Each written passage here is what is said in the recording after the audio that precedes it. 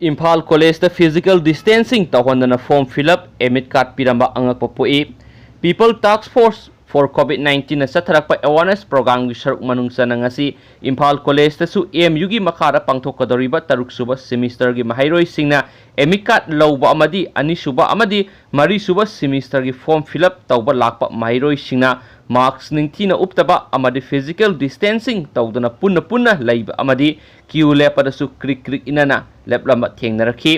college asigi authority ga punna physical distancing tawhonnanaba mapham ani thokna CM duna emit card lawba amadi form fill up tawhonki makhatana college asigi authority na asigumba SOP ngaktabagi thawong asi thoktanaba honaminasi loinana mahairoi singnasu laina laichat asidagi ngakthoknabagi damak tangai phadaba sana kaunglon singak minasi haina People Task Force for COVID-19 gi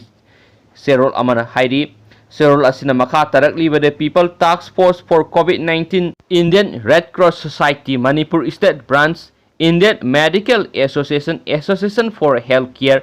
Provider of India ga punna khul laikai da leptana COVID-19 gi matangda satharakpa awareness manungsana ngasi Langol Laimanai Community Hall da Laimanai Village Development Committee amadi Laimanai Youth Development Organization ga punna khusamna duna Dr. Y Mohan Chairman IRCS Manipur State Branch O Ratan Secretary IRCS Imphal West Branch Dr. Lal Thari Mar Additional Director Directorate of Public Health Dr. Ngangom Arun Secretary Ima and Bimol Co-Convener People Task Force for COVID-19 amadi RK Sanayema President Laimanai Village Development Committee na Resource Person loinana Presidium Member oine yaki haina spokesperson makata na fongdorakli makha tharak poina Manipur gi wangmada masu India gi wangmada thokpa maruiba thokdo wathok mem na tawjarake han boina Mathang Chayol dagi New Zealand gi mapham ayamba COVID-19 gi Athingba komthoklagani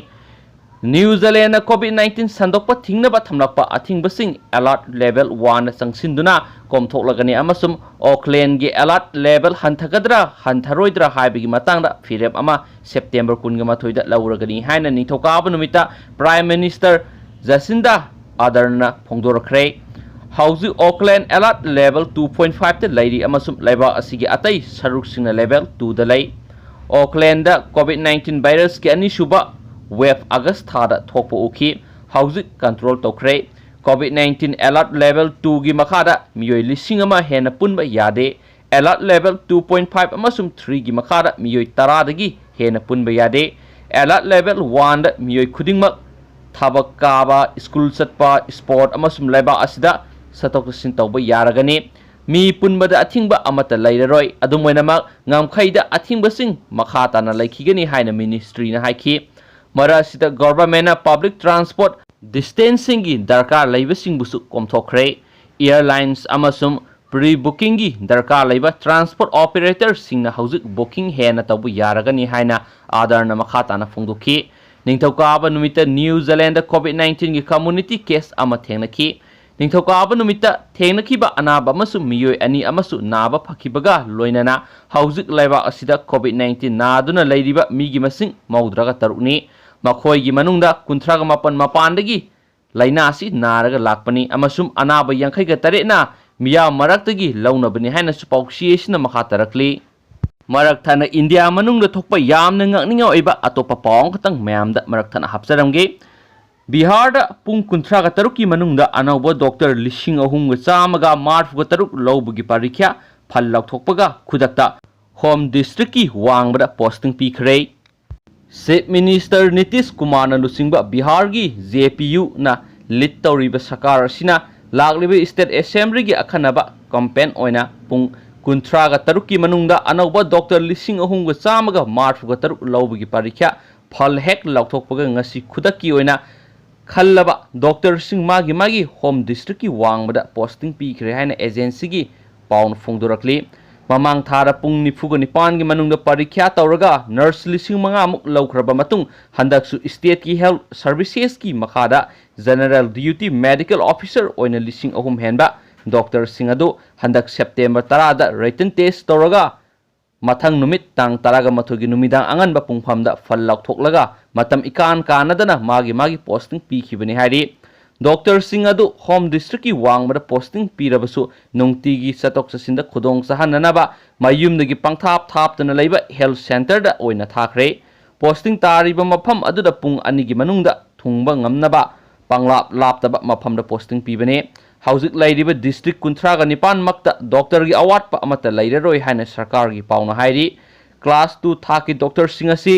home district posting ꯄꯤꯗꯕꯒꯤ ꯃꯔꯝ ꯑꯅꯤ ꯂꯩ꯫ ꯑꯍꯥꯟꯕ ꯃꯔꯝꯅ ꯏꯁꯇꯦꯠꯀꯤ cabinet coordination ꯗꯤꯄꯥꯔꯠꯃꯦꯟꯠꯅ ꯗꯤꯁꯇ꯭ꯔꯤꯛꯀꯤ ꯋꯥꯡꯃꯗ ꯗꯣꯛꯇꯔꯁꯤꯡ posting ꯇꯥꯍꯟꯅꯅꯕ advisory ꯄꯤꯔꯛꯈꯤꯕ, ꯑꯗꯨꯒ ꯑꯅꯤꯁꯨꯕ ꯃꯔꯝꯅ ꯗꯣꯛꯇꯔꯁꯤꯡꯒꯤ ꯃꯔꯛꯇ ꯃꯥꯒꯤ ꯂꯝꯒꯤ ꯃꯤ ꯌꯦꯡꯂꯒ ꯃꯤꯆꯪ ꯃꯤꯈꯥꯏ ꯅꯥꯏꯅ ꯊꯕꯛ ꯇꯧꯕꯒꯤ ꯍꯩꯅꯕꯤ ꯂꯩꯍꯟꯗꯅꯕꯅꯤ ꯍꯥꯏꯅ ꯏꯁꯇꯦꯠꯀꯤ ꯍꯦꯜꯊꯀꯤ principle secretary ꯄ꯭ꯔꯇ꯭ꯌꯥꯌꯥ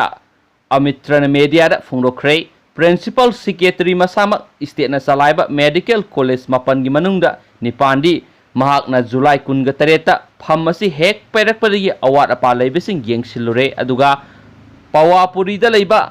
ꯕꯔꯗꯃꯟ institute of medical ꯁꯥꯏꯟꯁꯇ ꯆꯠꯂꯒ ꯍꯣꯁꯄꯤꯇꯥꯜꯒꯤ ꯑꯋꯥꯠ ꯑꯄꯥ ꯂꯩꯕꯁꯤꯡ ꯌꯦꯡꯁꯤꯜꯂꯒꯅꯤ꯫ ꯅꯧꯅ ꯄꯣꯁꯇꯤꯡ ꯄꯤꯔꯤꯕ ꯗꯣꯛꯇꯔꯁꯤꯡ ꯑꯁꯤ ꯆꯍꯤ ꯑꯃꯒꯤ ꯃꯃꯥꯡꯗ ꯑꯦꯗꯚꯔꯇꯥꯏꯖ ꯇꯧꯗꯨꯅ ꯂꯧꯅꯕ ꯍꯥꯟꯅ ꯄ꯭ꯔꯣꯁꯦꯁ ꯇꯧꯔꯝꯂꯕꯅꯤ꯫ ꯅꯣꯡꯃꯗ ꯃꯤꯑꯣꯏ 13,000 ꯍꯦꯟꯅ COVID-19 ꯇꯦꯁ ꯇꯧꯕꯒꯤ ꯇꯉꯥꯏꯐꯗꯕ ꯂꯥꯛꯄꯗꯒꯤ ꯃꯇꯝ ꯌꯥꯝꯅ ꯇꯦꯟꯅ ꯑꯊꯨꯕ ꯄ꯭ꯔꯣꯁꯦꯁ ꯑꯃ ꯇꯧꯔꯒ ꯗꯣꯛꯇꯔꯁꯤꯡ ꯔꯤꯀ꯭ꯔꯨꯏꯠ ꯇꯧꯕꯅꯤ꯫ ꯍꯧꯖꯤꯛꯁꯨ ꯗꯣꯛꯇꯔ 5,000 ꯃꯨꯛꯀꯤ ꯑꯋꯥꯠꯄ ꯂꯩꯗꯨꯅ ꯃꯈꯥ ꯇꯥꯅ ꯔꯤꯀ꯭ꯔꯨꯏꯠꯃꯦꯟꯠ ꯆꯠꯊꯈꯤꯒꯅꯤ ꯍꯥꯏꯅ ꯄ꯭ꯔꯤꯟꯁꯤꯄꯜ ꯁꯦꯀ꯭ꯔꯦꯇꯔꯤꯅ ꯃꯈꯥ ꯇꯥꯅꯁꯨ ꯐꯣꯡꯗꯣꯔꯛꯂꯤ꯫ ꯑꯔꯣꯏꯕꯒꯤ ꯄꯥꯎꯁꯤꯗꯤ ꯃꯌꯥꯝꯁꯨ ꯈꯪꯖꯤꯟꯍꯧꯕꯤꯌꯨ, ꯑꯗꯨꯒ ꯃꯌꯥꯝꯁꯨ ꯁꯦꯌꯔ ꯇꯧꯕꯤꯌꯨ꯫ ꯅꯨꯄꯥ ꯑꯃꯁꯨꯡ ꯅꯨꯄꯤ ꯌꯨꯝꯕꯥꯟꯕ ꯈꯨꯟꯅꯥꯏꯅ ꯌꯥꯔꯣꯏ꯫ ꯁꯦꯟꯇꯔ: ꯅꯨꯄꯥꯒ ꯅꯠꯇ꯭ꯔꯒ ꯅꯨꯄꯤꯒ ꯌꯨꯝꯕꯥꯟꯃꯤꯟꯅꯕ ꯍꯥꯏꯕꯁꯤ ꯂꯩꯕꯥꯛ ꯑꯁꯤꯒꯤ ꯆꯠꯅꯕꯤ, ꯂꯣ, ꯂꯤꯒꯦꯜ ꯁꯤꯁꯇꯦꯝ ꯑꯃꯁꯨꯡ ꯈꯨꯟꯅꯥꯏꯅ ꯌꯥꯔꯝꯗꯦ꯫ ꯃꯔꯝ ꯑꯗꯨꯅ ꯋꯥꯐꯝ ꯑꯁꯤꯗ ꯑꯌꯥꯕ ꯄꯤꯐꯝ ꯊꯣꯛꯇꯦ ꯍꯥꯏꯅ ꯁꯦꯟꯇꯔꯅ ꯂꯩꯕꯥꯛ ꯑꯁꯤꯒꯤ ꯁꯨꯄ꯭ꯔꯤꯝ ꯀꯣꯔꯠꯇ ꯐꯣꯡꯗꯣꯛꯈ꯭ꯔꯦ꯫ ꯄꯥꯎ ꯑꯗꯨꯅ ꯃꯈꯥ ꯇꯥꯅ ꯄꯜꯂꯤꯕꯗꯤ ꯍꯤꯟꯗꯨ ꯃꯦꯔꯦꯖꯦꯁ ꯑꯦꯛꯀꯤ ꯃꯈꯥꯗ ꯅꯨꯄꯥ ꯅꯠꯇ꯭ꯔꯒꯅ ꯅꯨꯄꯤ ꯌꯨꯝꯕꯥꯟ ꯀꯩꯕꯥꯟ ꯇꯧꯕ ꯌꯥꯍꯟꯒꯗꯕꯅꯤ ꯍꯥꯏꯅ ꯊꯥꯔꯛꯈꯤꯕ PIL ꯑꯃꯒ ꯃꯔꯤ ꯂꯩꯅꯅ ꯆꯠꯊꯈꯤꯕ ꯍꯤꯌꯥꯔꯤꯡ ꯑꯃꯗ ꯍꯥꯏꯔꯤꯕ ꯋꯥꯐꯝ ꯑꯗꯨ ꯁꯦꯟꯇꯔꯒꯤ ꯃꯍꯨꯠ ꯁꯤꯟꯗꯨꯅ ꯁꯣꯂꯤꯁꯤꯇꯔ ꯖꯦꯅꯔꯦꯜ ꯇꯨꯁꯨꯔ ꯃꯦꯍꯇꯥꯅ ꯁꯨꯄ꯭ꯔꯤꯝ ꯀꯣꯔꯠꯀꯤ ꯆꯤꯐ ꯖꯁꯇꯤꯁ DN ꯄꯦꯇꯦꯜ ꯑꯃꯗꯤ ꯖꯁꯇꯤꯁ ꯄ꯭ꯔꯇꯤꯞ ꯖꯂꯥꯟꯒꯤ ꯕꯦꯟꯆꯇ ꯁꯕꯃꯤꯁꯟ ꯇꯧꯈꯤꯕꯅꯤ꯫